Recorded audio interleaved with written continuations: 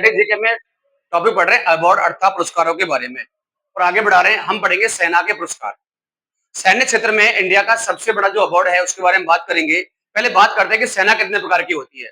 सेना 3 प्रकार की होती है। पहला क्वेश्चन है कि सेना का सर्वोच्च कमांडर कौन होता है? तो सेना का सर्वोच्च कमांडर होता है, कौन होता है? राष्ट्रपति।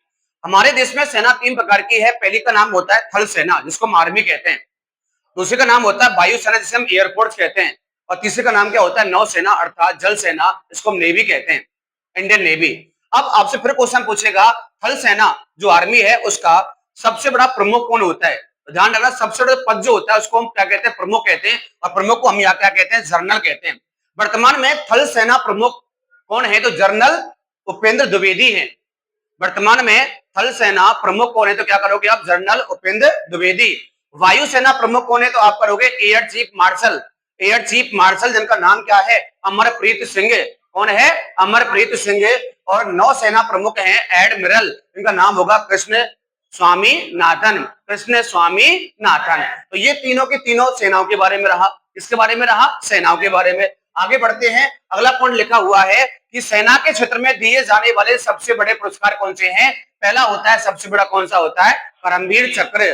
दूसरा होता है, कौन सा होता है? परमवीर चक्र। तीसरा होता है अशोक चक्र। और चौथा कौन सा होता है? शौर्य चक्र। ये चारों पुरस्कार हैं जो सैन्य क्षेत्र में आपको दिए जाते हैं। उसके बाद टॉपिक को आगे बढ़ाते हैं और यहाँ लिखा हुआ है स्पोर्ट के बारे में, खेल क्षेत्र के बारे में। मैंने आपसे कह रहा हूं कि आपको बता रहा हूं कि विश्व का सबसे बड़ा अवार्ड कौन सा है? तो विश्व का सबसे बड़ा अवार्ड है नोबेल अवार्ड। लेकिन हम पढ़ रहे हैं कि साहब विश्व का सबसे लोकप्रिय खेल कौन सा है? तो ध्यान रखें, विश्व का सबसे लोकप्रिय खेल कौन सा है? फुटबॉल है। और इंडिया का सबसे लोकप्रिय खेल कौन सा है? क्रिकेट है। और ध्यान रखना, इंडिया का नेशनल गेम, राष्ट्रीय खेल का नाम क्या होगा? अपना हॉकी हो जाता है। हॉकी आ जाए, क्रिकेट आ जाए, फुटबॉल आ जाए, इन तीनों में खिलाड़ी कितने होते हैं? 11 होते हैं। कितने होते हैं? 11। हॉकी का जादूगर भारत में किसे कहा जाता है? मेजर ध्यानचंद को कहा जाता है। और ध्यान रखना, खेल पुरस्कार इंडिया में दिए जाते हैं 29 अगस्त को।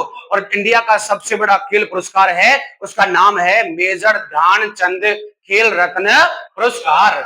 उसके बाद में इसी मेजर ध्यानचंद खेल रत्न पुरस्कार का प्राचीन नाम था राजीव गांधी खेल रत्न पुरस्कार। लेकिन अब क्या है? मेजर ध्यानचंद खेल रत्न पुरस्कार। इसे हम कहते हैं क्या? हॉकी का जादूगर।